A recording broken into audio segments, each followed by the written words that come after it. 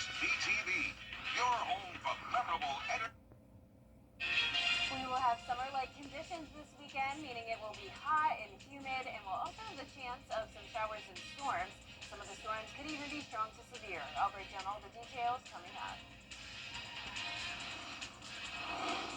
Now at 10, Sheriff Brantley is giving a recap of his first 130 days in office.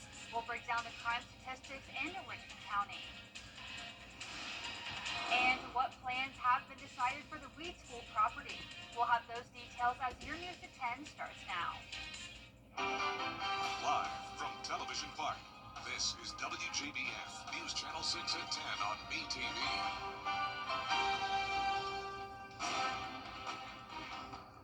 Thank you for joining us. I'm Hannah McDonald. Coverage you can count on begins with the Richmond County Sheriff's Office implementing its new downtown safety plan, and they are already seeing improvements. I spoke with the captain at the department.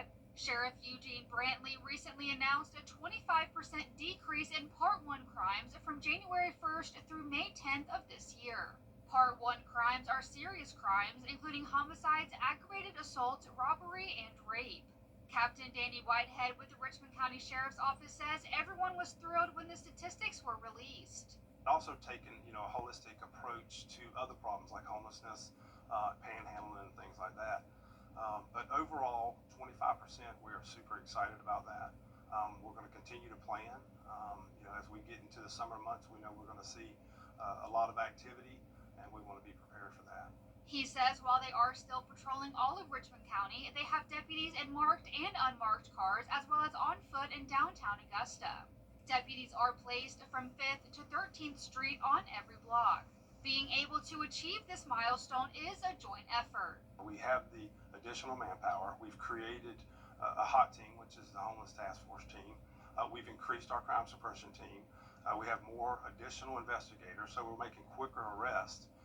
We're solving crimes faster, so that also goes towards it. The decrease has occurred during Sheriff Brantley's first 130 days in office, and this is just one of his goals to improve Richmond County. We take that time to do exactly what Sheriff Brantley been talking about, community policing. So not are they just patrolling and walking, they're actually interacting and talking to the public while they're out there. He says the Sheriff's Office is always looking to improve its safety plan, and their leaders have ideas for the future that will do just that. A suspect of a 2022 murder has been arrested. Richmond County Sheriff's Office apprehended 21-year-old Ricardo Daggett during a traffic stop. He was wanted in connection of the murder of Ahmed Jabiri Hill Sr. The third suspect has been arrested in the fatal shooting at Lumpkin Vape in January. Terry McLennan was arrested today after evading law enforcement for months. He was charged with 3 counts of felony murder among other charges. He is being held at the Charles B. Detention Center. It's time now for our first check of the weather with Chief Meteorologist Jenna Petracci. Jenna, it was pretty hot today. Yeah, I'm sure everyone would agree. It was a very hot and humid day, and definitely hotter than it typically is for this time of the year. Here's a live look in on our Terry Lambert Hyundai Skyview Cam in Waynesboro. It is a nice quiet night, no rain at the moment. And as for our almanac today, you can see we had no rain in Augusta Bushfield. A low of 69. That actually ties our record highest low temperature of 69. And our high temperature today came just 2 degrees shy of tying our record of 96 set back in 1944. Right now, our temperatures are still at the 80-degree mark in some spots like Evans, Bamberg, Louisville. You're at 80 degrees, upper 70s in Aiken, 82 in Wrightsville, 80 in Waynesboro, and 79 in Lincolnton, even at the 10 o'clock hour. So the heat index is also still in the lower 80s in some spots. And earlier this afternoon, we did make it to 100 degrees as that feels like temperature. Dew points are in the 70s, a very summer-like night, very muggy outside. And for satellite and radar, we have the upper level cloud cover coming through, and those clouds will help keep our temperatures really in the 70s all night long. We have this tornado watch in effect across all of Tennessee, Georgia, and South Carolina not under that watch, and I'm not expecting tornadoes for tomorrow, but we will have the possibility of some damaging wind gusts and hail. Now, over the next 3 days, you can see those rain chances have increased from earlier, 40% chance on Saturday, and then a 50% chance on Sunday. I'll have a look at your futurecast for that coming up, but back to you, Hannah. Thanks, Jenna. Well, new tonight, the plans for the Old Weed School property have been finalized. The Augusta Land Bank Authority voted on the lease this afternoon before the 5 p.m. deadline. Plans call for the property to be converted into 40 affordable housing units along with retail and community space. The terms of the lease were also approved, which included the length and the rent. So the real benefit for this is a competitive application process. DCA will look at all the scoring items. This year, the adaptive reuse of a historic property provides additional scoring points, combined with the funding we receive from the City of Augusta, of course the support from the community, and the lease from the Augusta, Georgia Land Bank Authority. We'll have more on this story as the application is reviewed over the next few months. If you're heading into downtown to an event at the Bell Auditorium, you may encounter some traffic issues on Telfair Street. The city has been paving new asphalt and road stripping on Telfair Street between 8th and 13th Street since March. Traffic engineers have finished work between 10th and 13th, and now the intersection of Telfair and James Brown Boulevard is getting a facelift. While some families were late to graduation last week, others say this construction has even forced them to close down their own businesses. I lost a lot of money last quarter just because, you work with someone for an hour and you only get paid how long you work with them. And so having to take her to school and navigate all of this, I was actively losing money because it was adding 30 minutes to my commute and everything. And so there are a lot of people that are impacted by this that I think a lot of people don't see and know about. Traffic engineers say the intersection at Telfair and James Brown will remain closed for at least the next 2 months. Well, it's been 1 year since Piedmont's Somerville campus reopened after being closed for 4 years. Since then, the hospital has added an inpatient hospice program, moved the substance abuse rehab program to the Somerville campus, and opened and upgraded the MRI unit. Piedmont leaders say they continue to look for ways to add to the campus and help meet the needs of the community.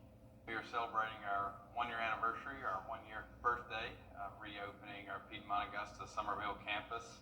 It's crazy to think that it's already been a year, but it's just been so wonderful to see the community really welcome us to being back open and being able to serve the Augusta community.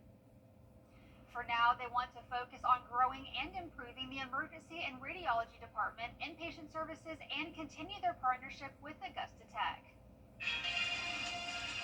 Coming up, tomorrow is Armed Forces Day. What you can expect for tomorrow's big celebration in Columbia County after Jenna's forecast. And in the forecast, I'll let you know if you need to bring an umbrella over to Thunder over Evans. Stay with us.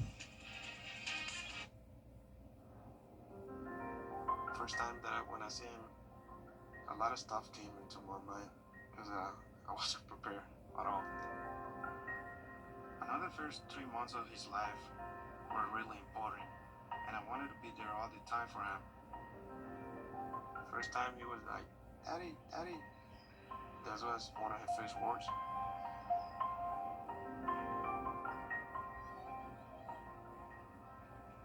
He grew up so quick. He just surprised me every day. He's really smart. I really think he can be an astronaut, president. But I must support him from wherever he wants to be. Whether he want to be a photographer, musician, whatever. As a father, I guess you don't focus on you. I put himself first. That's what a dad does. The CSRA is full of amazing women. Women who inspire. Women who innovate. Women who lead. That's why News Channel 6 brings you Women to Watch. On the last Wednesday of each month, News Channel 6 recognizes local businesswomen who are making a positive impact in our community. Nominate someone today at WJBF.com. Sponsored by Goodwill. The CSRA. It's full of interesting people, fascinating stories, and plenty of stunning sights to see. Join Brendan Dawson as he hits the road, experiencing the fun adventures and wonderful people of the place we call home. These are your towns, your stories, and we assure you it's worth the drive. No matter the mode of transportation, come along for the ride. Your hometown road trip. Wednesdays at 12:30 on WJBF News Channel 6. Now, your most accurate forecast with WJBF Live Viper 6. Welcome back. Let's start out with a look on our Terry Lambert Hyundai Skyview cam over at Wellstar MCG Health. It is a mostly clear night, but once again, we do have those upper level clouds, and that is keeping our temperatures on the warmer side. We're sitting at 77, feeling like 79. Dew points are in the upper 60s, and we have a south breeze of 6 miles per hour. Evans still at 80, 81 in Sandersville, 82 in Wrightsville. Definitely abnormally warm for this time of the year. We sat around 10 degrees above average this afternoon, and on top of that, we've had this high humidity. You can see the clouds here on satellite and radar, but we're completely dry in Georgia and South Carolina. This tornado watch now expands into the state of Tennessee, though, and that goes until the overnight hours. So this line of storms will weaken by the time it gets to the CSRA, but we do have the possibility of those storms Saturday, mostly in the morning and afternoon, with a high of 90. We're down a couple degrees on Sunday. 88 is where we'll be topping off, and a slightly higher chance of those scattered afternoon showers and storms. But if you're headed to the coast, the chances of rain are pretty low, just at 10% at all our beaches. Temperatures will be in the mid to upper 80s. You really can't beat it for a beach weekend. Just be sure to layer up on sunscreen, whether you're at the coast or here in town. Headed up to Clarksville Lake, the UV index will be high as well. Winds out of the west-southwest. It will be a breezy day on the water, so be sure to use caution. Mostly cloudy in the afternoon with that chance of rain and storms. Mostly clear later on in the day. So I am expecting a dry forecast for thunder over Evans, but I still wouldn't fully rule out the possibility of some pop-up showers and storms early on, but the nighttime hours will definitely be dry. Most of the event will be in the 80s. Now, during the peak heating of the afternoon tomorrow, that heat index could get up to around 96 degrees in some spots. So not quite as hot as it was today, but nearly just as close. We're also all under a marginal risk of severe weather for Saturday, and then the same threat on Sunday. This is for damaging wind gusts and hail. So our futurecast tomorrow at 7 a.m. showing some light rain moving into the northern half of the CSRA. Then you can see a lot of that rain breaks apart. This really isn't looking severe to me, but once again, we are under that threat, so we'll be watching it. And then some more storms pop up in our southern line counties. I also think there's a good chance this will be just to the south of our viewing area, so I wouldn't count on us seeing some rain, and that's why I'm emphasizing here that this is a changing forecast. We're showing a Sunday morning mostly dry, but then these storms start to pop up in the afternoon again. Once again, I think that's a little bit overdone as well. This forecast keeps on changing. I'm keeping the rain chances just around 40 to 50% for now, but we'll be watching it. Now, those high temperatures will be dropping off. It'll be really nice to have that heat relief as we go into the end of next week. You can see we'll have highs in the upper 70s. The lows will go back into the lower 50s. We'll have some nice sunshine and going into Memorial Day weekend, but by Memorial Day, we start to heat up again. So these temperatures are just up and down, up and down. Just can't get away from the heat. Nope, it'll be back very soon. Yeah. Luckily, we'll have all the things to do during the summer, so it will be hot and good weather and all that kind of stuff. Definitely. Well, before Memorial Day weekend is Armed Forces Day. This weekend, you can help honor our military heroes with a huge event in Evans. Thunder Over Evans is a free event, and it's returning to Evans Town Center Park tomorrow. There will be live music, food, fireworks, and a heartfelt salute to service members. The event organizers suggest you bring your ear protection and sunglasses for the drone show, fireball show, and the debut of another type of show. Now we've got a laser team that's coming in, and they're kind of like this new third arm that's going to fully incorporate in the show. So they get the time code, they see all the things that are happening, and they incorporate all these different colors of lasers into the show. So we're excited about that. We haven't seen it before. So it'll be new to us and new to everybody who attends. Gates open tomorrow at 5:30 in Evans Town Center Park, and the fireworks start at 9:15. And there are a few road closures ahead of the event to keep in mind. Antebellum Way is now closed until midnight tomorrow. Starting at 6 a.m., Evans Town Center Boulevard from Ronald Reagan Drive to Antebellum Way will also close. It will remain closed until midnight tomorrow. Coming up, Georgia renters priced out and big investors are part of the problem. Senator John Ossoff's new push to bringing down housing costs next. At Wellstar, we believe that when you help Our community for a better tomorrow. Visit us at axis1.org.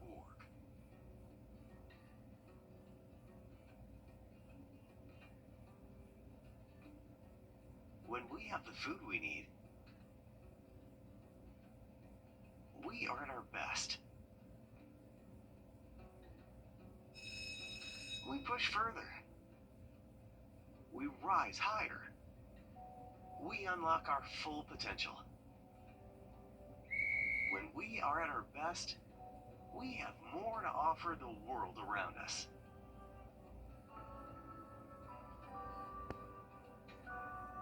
When we have the food we need,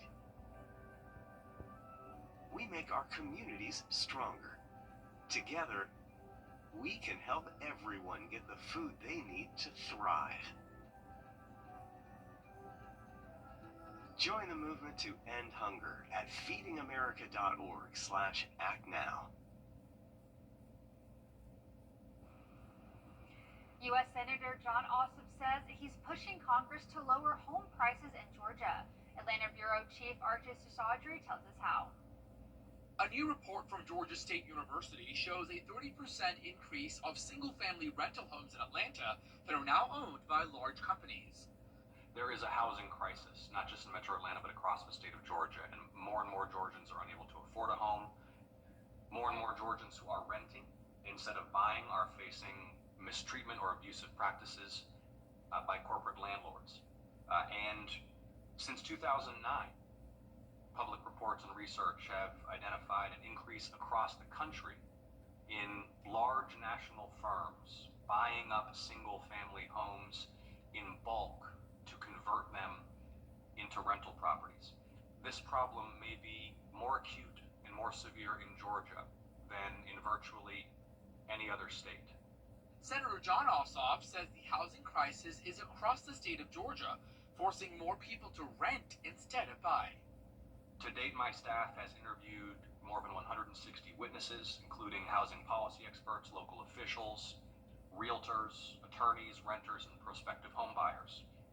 Georgians consistently report being unable to find a home that they can afford, and that they've been squeezed out of the housing market due to rising home prices. Ossoff says he launched an investigation to bring transparency to lower home prices for Georgians. According to this GSU research, over the last 15 years, these large out-of-state companies have come in and bought up over 70,000 properties across Metro Atlanta, accounting now for 30% of the metro region's single-family rental properties.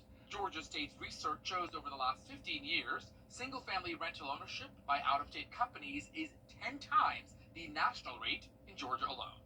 Reporting in Atlanta, Archie Chaudhry, Atlanta Bureau Chief. A new South Carolina bill may change how rental properties operate. The bill would change how taxes on short-term rentals are collected. Currently, when you book through a platform that connects travelers with hosts, they collect accommodations and sales tax to send to the state. But under this bill, after paying a booking fee, renters will then have to pay the taxes directly to a property manager. The cities and the county said because these are rentals and commercial residential type properties, it demands more services from us. So we need to collect more taxes from them. So if it is a house, which is what it's now being used as, it should be taxed like a house. By the Senate next year and approved by the governor, it will become law. Coming up, the Edmundburg Academy Spartans played the Heritage in the GIAA quarterfinals. Stay tuned for highlights and post-game reaction in sports. I'm a registered nurse in the Augusta area, and we can see a lot of falls and a lot of injuries from falls, specifically in the bathroom area. I like to focus on safety measures that we can place to prevent those falls from happening. I would recommend adding in a low threshold entry, adding in grab bars and seats for the shower, and finally a handheld shower head that can be used standing up or sitting down. If someone you love is getting older or has mobility issues, I would really encourage you to take the steps to increase the safety in the bathroom. Protect your loved ones with Top Doctor. Now through May 26th, WJBF and our Giving Your Best partners are collecting items for Compass for Hope, a local nonprofit serving individuals experiencing homelessness in Augusta. They're looking for blessing bag items like bottled water, travel-sized toiletries, sunscreen, lip balm, washcloths, and men's clothing. You can drop off your donations at WJBF News Channel 6 and help us make a difference, one blessing at a time. It matters late at night. It matters when you aren't sure and need someone who is. It matters when times are tight and saving money can really make a difference. Thanks so much, Eric. I really appreciate it. Bye, Alex. Where you get your medicine has never mattered more. That's why we have more locations than any other pharmacy, with pharmacists who get to know right in your neighborhood. Where you get your medicine matters. Automakers never stop. Now, WJBF sports coverage you can count on. Well, the Edmundburg baseball team certainly back in familiar territory, competing in the Class 2A GIAA state tournament, a team who was in the state title game last year. Now, Edmundburg hosting Heritage Friday afternoon, trying to get back to the Final Four. They had to get past Heritage first. Spartans won Game 1 of the best 2 of 3 series, 4-2, picking up 6th inning in Game 2. Heritage trying to stay in it, down 3-1, but Mark Owen Chansey has different plans, sends a 3-run no-doubter over the left field fence. That gives the Spartans a 6-1 lead in the top of the 7th. Mark Wasden on the mound helps close it out for Edmundburg, and the Spartans move on to face Southwest Georgia Academy next Friday in the Final Four. And it's got the Spartans thinking unfinished business. I mean, it felt great. A lot of energy in the dugout. Everybody getting hyped up. It felt great. I was feeling good. I mean, that's just one of the goals. First one is we set it out to win the region. We did that, get to the playoffs, and just win each round. But we got one more step to get to where we want to go. And that's to the state title game. After losing last year, that was a lot of emotions. I was really close to last year's senior class, and just to see how they felt, even I felt like I was a senior last year. But now the real feeling is I am a senior. If I let it go, I want it to end the way I want it to end. Now over to the South Carolina High School League. The Batesburg-Leesville Panthers will host the Strom-Thurmond Rebels on Saturday at 6 p.m. Both teams have cruised through the Class 2A state tournament, going undefeated in their respective brackets. The winner will host on Wednesday, while the loser, they'll get to play again on Monday. Now the 21-win Fox Creek baseball team will hit the road to face Anor on Saturday at 6:30. The Predators have their backs against the wall in a win-or-go-home game after their 6-1 loss to Oceanside Collegiate Academy. The winner plays on Monday. The South Carolina and Clemson softball teams continue on in the postseason, hosting their respective regionals, starting out in Columbia first. The South Carolina Gamecocks facing Elon. Brooke Blankenship extends their lead in the first inning thanks to an RBI double in the left center gap, plus Ariana Rohde's 2-run homer lifted the Gamecocks to a 5-2 victory. They'll play at North Florida Saturday at 1 p.m. Now over to Clemson. The Tigers were tied at 2 apiece, but they broke the game wide open thanks to Kylie Johnson's 3-run home run in the 4th inning. They then added 5 more runs in the 5th inning, run ruling USC Upstate 10-2. We knew Upstate was going to be a battle. Played them last year in the regional in Tuscaloosa, and it was a close game up until about the 5th. Had a rain delay and came back and then opened it up. But I really love the fight of our team today. It feels really good just to see all the people that have my back and support me and just support the team. I kind of got giddy out there. I was like, oh my gosh, is this real? It's living out the dream, really. Clemson will play Northwestern in the winner's bracket Saturday at 1:30 p.m. That's it for sports. We'll be right back.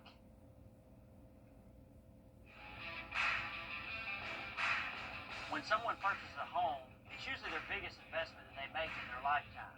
And at Hicks's Roofing, it's important to us to protect their investment, but not only to protect their investment, but to protect what's underneath the roof. So we'll come out and give our recommendation on what needs to be done, whether just a repair needs to be made or a full roof replacement. I'm David Hickson, and if your roof needs fixing, call Mr. Hickson. Coleman Services cares about our community, and our #1 priority this summer is keeping the AC on and the hot water flowing in your home or business. Coleman Services is proud to service the CSRA. Whether you're in Thompson, Harlem, Evans, Augusta, North Augusta, or beyond, call us anytime, day or night, 24/7, 365. At Coleman Services, you are our #1 customer. Coleman Services, your plumbing, heating, and AC pros. The death of a loved one can be. And last but not least, it would be a bold step to rename a town after a cherished nickname. In fact, it might be downright groovy. Out there somewhere with George Escalade. Grovetown has been around since 1881, but by Georgia's standards, that's not that old. Comparatively, we are a little bit younger, but don't let that fool you. There's so much history here and so much to learn and discover about our city. Younger and hipper? A little bit hipper, yeah. In Grovetown, being young and hip, some residents have adopted an affectionate nickname for it. Groovy Town. Groovy Town. Groovy Town, yeah. Hey, I'm older, I'm not dead. Groovy Town is good. But could Groovy Town be replacing Grovetown? According to social media, there's been a motion to make Groovy Town the new name. To have it Groovy Town? I mean, to me, I'd rather leave it at Grovetown. Sure. You would like Groovy Town? Sure. No, not really. You don't like Groovy Town? It's okay. We went to Grovetown City Hall to see if there's been a motion to officially change the name to Groovy Town. As groovy as we are, as growing as we are, as happening as we are here in the city of Grovetown, no one has made an official motion to rename us anything other than the city of Grovetown. So, like I said, as groovy as we might be, it's not in the plans. Oh, really? Oh. Should have known. There's an opportunity for you if you want to. You gonna petition to be Groovy Town? I won't go that far. But by any name, this is a groovy place. Out there somewhere in Grovetown, George Escalade, WJBF News Channel 6. What a fun story. Yeah, Very what do you fun. guys think? Should it be Groovy Town? I wouldn't be opposed to That'd a be Groovy cool. Town nickname. It's kind of cute. That's what I'm thinking. Like, let's keep it going as the nickname. Yeah. Maybe we don't need to like officially change it. And so, especially for Football Friday night, you can say over to Groovy Town. Like, that would be fun. How That'd be fun was that? That Yeah. would be a lot of fun. Well, for our forecast, there could be some rain in Groovy Town. We have a 40% chance across the CSRA on Saturday, 50% chance on Sunday. Not a complete washout, but just be aware of some of the storms becoming strong and severe. It'll still be a very warm and humid weekend. The heat is continuing into early next week, but then we have that slight cool down by the end of next week.